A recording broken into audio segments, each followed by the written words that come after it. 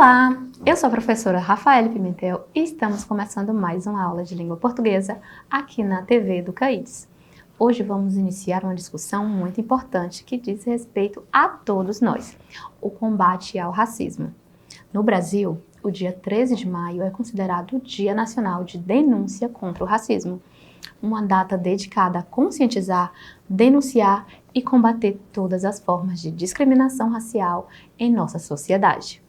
O racismo é um problema que infelizmente ainda persiste e é nosso dever como cidadãos e como estudantes de língua portuguesa nos envolvermos ativamente na luta contra essa forma de preconceito.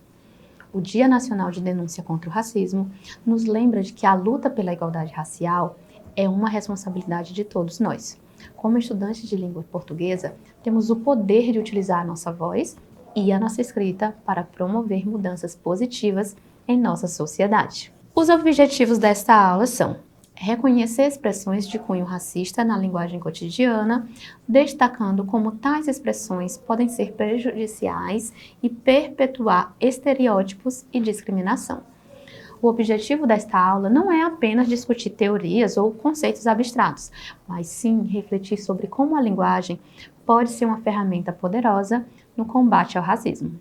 Vamos explorar textos, discutir ideias e, acima de tudo, promover uma cultura de respeito, inclusão e igualdade. O período de escravidão no Brasil foi marcado pela exploração e coerção de milhões de africanos trazidos para o país entre os séculos XVI e XIX, para trabalhar principalmente nas plantações de cana-de-açúcar, café e outras atividades. Essas práticas desumanas persistiram por mais de 300 anos, com os povos escravizados sofrendo abusos físicos, emocionais e privações de liberdade. A Lei Áurea, assinada em 13 de maio de 1888 pela princesa Isabel, marcou o fim oficial da escravidão no Brasil. Ela decretava a libertação de todas as pessoas escravizadas do país, sem compensação para os proprietários, e afirmava que todos seriam considerados livres. No entanto, a abolição não foi acompanhada de medidas efetivas para a integração social e econômica destas pessoas, levando muitos deles a condições de pobreza e marginalização.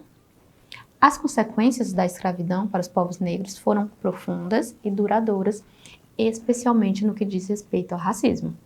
A escravidão não apenas segregou e oprimiu os africanos e seus descendentes, mas também estabeleceu um sistema de hierarquia racial que persiste até os dias de hoje. E eu listei aqui algumas dessas consequências. Temos o racismo estrutural. A escravidão estabeleceu uma estrutura de desigualdade racial na sociedade brasileira, onde pessoas negras foram historicamente marginalizadas e privadas de oportunidades socioeconômicas. Essa estrutura é refletida em diferenças de renda, educação, saúde e acesso a recursos entre pessoas brancas e negras. Estigmatização e discriminação. Os estereótipos negativos associados aos povos negros foram perpetuados ao longo dos séculos, alimentando a discriminação racial em várias esferas da vida, incluindo emprego, moradia, saúde e justiça. O preconceito racial continua a ser uma realidade vivida por muitos negros no Brasil. Violência e policiamento discriminatório. A população negra é desproporcionalmente afetada pela violência policial e pelo sistema de justiça criminal. Pessoas negras enfrentam maior probabilidade de serem alvo de abordagens violentas, prisões arbitrárias e tratamento desigual perante a lei. Segundo o Anuário Brasileiro de Segurança Pública, produzido pelo Fórum Brasileiro de Segurança Pública, o Brasil registrou, em 2022, 47.508 mortes violentas intencionais. Em relação ao perfil étnico-racial das vítimas, 76,5% dos mortos eram negros. O documento diz que os negros são o principal grupo vitimado pela violência, independente da ocorrência registrada, e chegam a 83% das vítimas de intervenções policiais. Representatividade e cultura.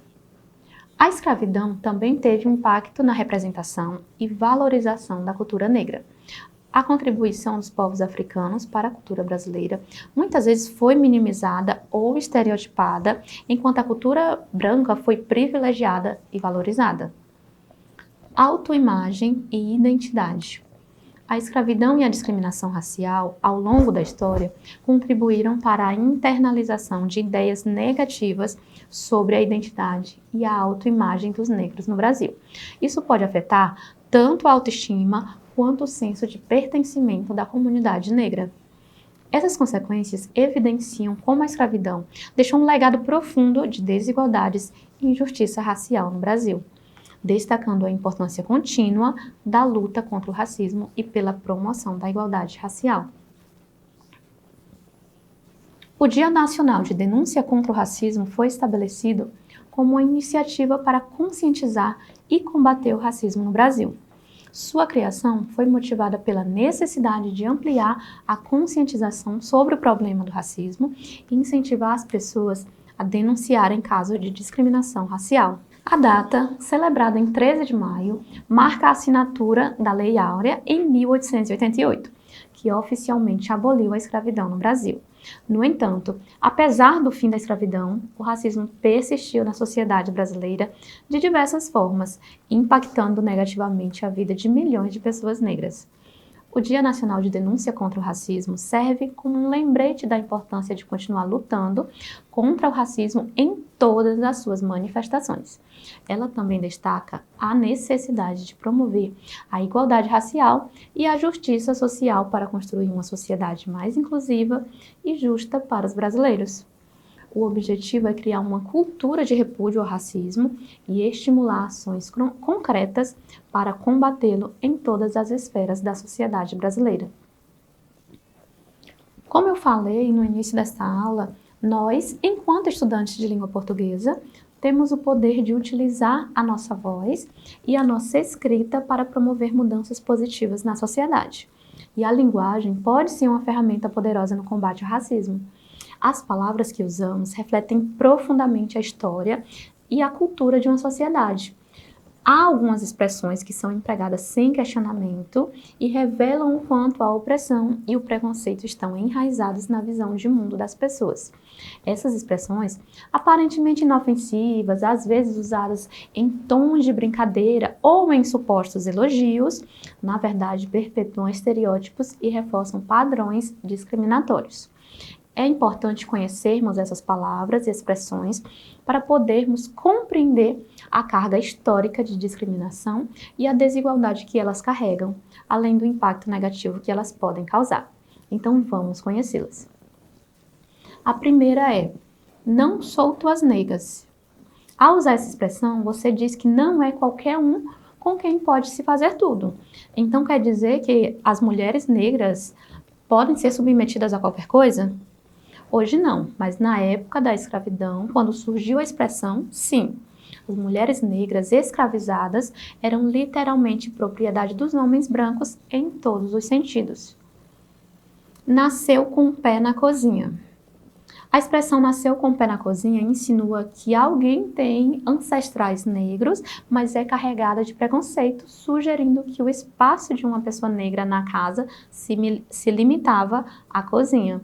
Também remete à exploração de mulheres escravizadas na cozinha, sujeitas a assédio e violência. Nega maluca. A expressão nega maluca é usada para descrever um bolo de chocolate, mas seu uso é problemático, pois associa indevidamente a mulher negra a uma sobremesa e sugere falta de discernimento e inteligência. É mais apropriado simplesmente chamar o bolo pelo seu nome correto, bolo de chocolate. Negra com traços finos. A expressão negra, negro com traços finos é usada como um elogio para pessoas negras, mas ela carrega uma conotação racista, já que associa a negritude a traços considerados feios. Isso limita a ideia de beleza negra. Negra de beleza exótica. A expressão negra, negro de beleza exótica, é usada como um elogio à aparência de pessoas negras, mas ela traz uma conotação problemática, pois exótico sugere algo não comum que foge dos padrões eurocêntricos. Negro de alma branca. Essa expressão reflete a ideia de que uma pessoa negra deve se tornar mais parecida com pessoas brancas para ser valorizada, o que é preconceituoso. Ovelha negra. A expressão ovelha negra é usada para descrever alguém que se comporta de maneira não convencional. No entanto, sua origem tem conotações racistas ao associar pessoas negras a coisas ruins, portanto, deve ser evitada. Preto de alma branca. A expressão preto de alma branca é usada para se referir a uma pessoa negra de bom caráter. No entanto, essa expressão é preconceituosa, pois sugere que a bondade e dignidade são características naturais apenas de pessoas brancas, e as pessoas negras precisam imitar as brancas para possuí-las. Quando não está preso, está armado. Essa expressão associa cabelos crespos à criminalidade, promovendo estereótipos negativos e reforçando a ideia de que cabelos lisos são mais aceitáveis. Serviço de preto. A expressão serviço de preto tem conotações racistas. Ela significa trabalho de má qualidade, implicando que apenas pessoas brancas sabem fazer um trabalho bem feito, além de associar trabalho braçal a pessoas negras. Essa expressão é racista e deve ser evitada, pois subestima a capacidade das pessoas negras. Volta para o mar, oferenda. A expressão volta para o mar, oferenda é ofensiva, associando coisas indesejáveis a oferendas religiosas, desrespeitando as religiões de matriz africana. Ao utilizar essas expressões, perpetuamos e reforçamos estereótipos, contribuindo para a manutenção do preconceito e da discriminação. É fundamental reconhecer o impacto prejudicial das expressões racistas e assumir a responsabilidade de promover um discurso respeitoso, inclusivo e antirracista em todas as esferas da vida. Isso envolve educar-se, estar atento ao poder das palavras e trabalhar ativamente para combater o racismo em todas as suas formas. A leitura é a melhor maneira de se educar sobre qualquer assunto. Sabendo disso, eu trouxe alguns exemplos de textos literários que abordam a temática do racismo. A nossa primeira dica é Quarto de Despejo, de Carolina Maria de Jesus. Este livro é um diário da autora, uma mulher negra e favelada, que relata sua vida na favela do Canindé, em São Paulo, durante os anos 1950. Carolina descreve as dificuldades enfrentadas por ela e sua família, incluindo o racismo e a pobreza. Úrsula, de Maria Firmina dos Reis. Maria Firmina dos Reis foi uma escritora brasileira considerada uma das precursoras da literatura afro-brasileira e uma das primeiras romancistas negras do Brasil. Publicada em 1859, Úrsula é uma obra marcante que aborda questões de identidade, racismo e liberdade. O romance conta a história de Úrsula, uma jovem escravizada que é criada na fazenda do comendador Luiz. Apesar das dificuldades e dos abusos sofridos, Úrsula mantém sua dignidade e busca sua liberdade, enfrentando as adversidades com coragem e determinação. O livro é uma poderosa denúncia contra a escravidão e o racismo, explorando as injustiças e crueldades do sistema escravocrata brasileiro. Maria Firmina dos Reis utiliza sua obra para dar voz aos oprimidos e para questionar as estruturas de poder que perpetuam a opressão racial. Memórias Póstumas de Brás Cubas, de Machado de Assis. Embora não seja explicitamente sobre racismo, este clássico da literatura brasileira, escrito por Machado de Assis, aborda questões sociais e raciais de forma indireta. O narrador, Brás Cubas, pertence à elite brasileira do século XIX e suas reflexões sobre a sociedade revelam as hierarquias e preconceitos da época. Estes são apenas alguns exemplos de textos literários que abordam o tema do racismo de diferentes perspectivas e contextos históricos. Cada obra oferece insights valiosos sobre as experiências e desafios enfrentados por indivíduos negros em diferentes partes do mundo, permitindo uma compreensão mais profunda e sensível desse problema global. Chegou a hora de você aparecer aqui na TV. Para participar da aula de hoje, que tal gravar depoimentos pessoais compartilhando suas próprias experiências ou observações sobre o racismo? você pode falar sobre situações que testemunhou ou que tenha sido vítima de racismo, destacando a importância de denunciar tais incidentes. Envia seu vídeo pra gente, que você pode aparecer aqui na TV nas próximas aulas. Eu aguardo o vídeo de vocês, hein? Esta foi a nossa aula sobre o Dia de Denúncia Nacional contra o Racismo. Espero que tenham gostado, que tenham aprendido e eu aguardo vocês na próxima. Até lá!